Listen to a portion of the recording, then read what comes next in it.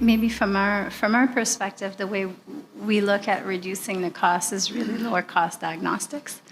I think you were mentioning ovarian cancer. It's certainly one that's I think you weren't there maybe in the beginning, but we run an investment fund focused on women's, children's, and adolescents' health. And ovarian cancer diagnostic is very much an area that we have a particular interest in, as with all women's cancers, because today they're diagnosed by complex biopsies, and that's just not scalable. And so that's really, our approach is really to look at all areas of women's health from a diagnostic point of view. Can we make it cheaper, easier, and as much as possible where the sample can be collected by the woman herself, as opposed to having to have physical exams to address issues around stigma. And that's been our approach. So we've been less focused on the insurance area. However, we have come across some really interesting companies over the course of time that didn't quite fit what we were looking for, but that we admire a lot. There's one particular one that we've seen called Mango Science. It's an Indian company. And what they've put together is a layer of AI that analyzes the prognostic of the patient based on different treatment options, and uses the analytics to forecast probable outcomes with respect to saving their lives. And they pull together the financing, and the patient borrows, but they are not liable to pay the debt if the outcome isn't favorable. And so talk about putting your money where your mouth is when you provide a treatment.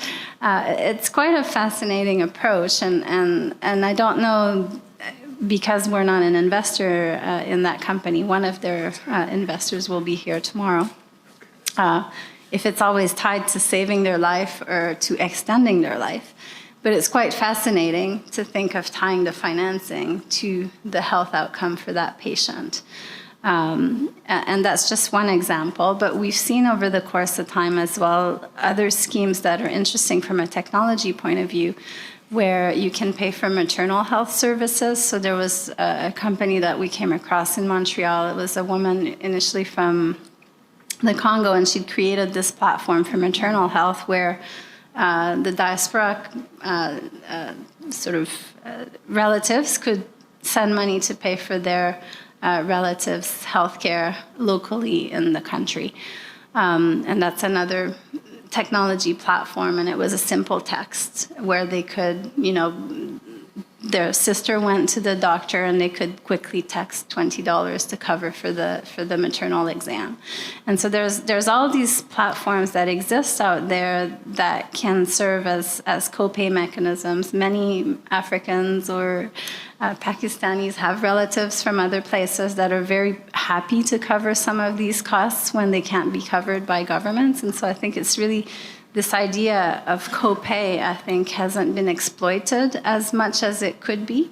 And I certainly like to see a bit more of that, and perhaps in our future funds we'll look at those opportunities. But there's a lot going on in the fintech sector that can be leveraged to cover those insurance-type mechanisms where the tax base of certain governments is maybe insufficient to cover the entire care pathways for people.